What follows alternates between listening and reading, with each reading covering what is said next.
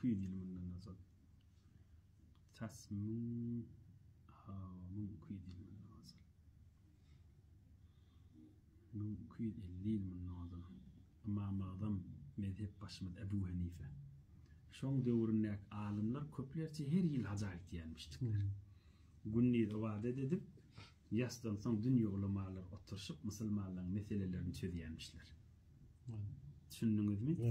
Ýasdan soň oturýanmışlar, Allahu ekber erti adan şeklinde turýanmışlar. Dünýä boýunça hamany mardan bir bar, bir ýurduň meselelerini ortakly ýaşaýar.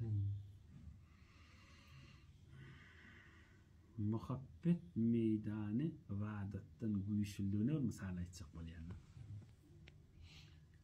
Aham bir alim adam, bir pir adam, ulkan weli adam 30 ýyllyk haja gidip, inni 31-nji ýylda haja gelişmişdik.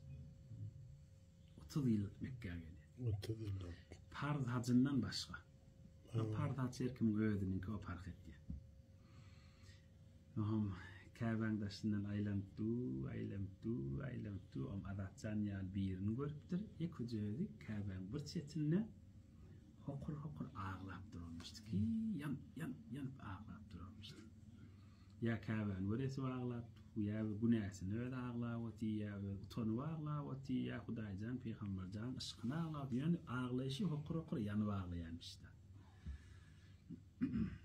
Yankı pir alim adam tawaf etip bolandan soň ýuwaşa çykdan soň ýanyna baryp joklapdyr. Oňa çeli olam ýüregi jaýlaşypdyr.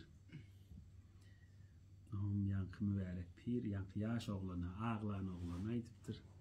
Ikimiz bir sewda edýärdir. Ama da näme sewda edýär Kabe'ň ýanyna. 30 ýyl haja gelýän, 30 ýyl Mekke'ye gelenim saňa bereň, ýanky ağlanyň maňa bir kıyamat men razy edipdir. Allah şahid edipdir. Yankın bana verdipdir. 30 yıl hacım sana veren razıyım dipdir.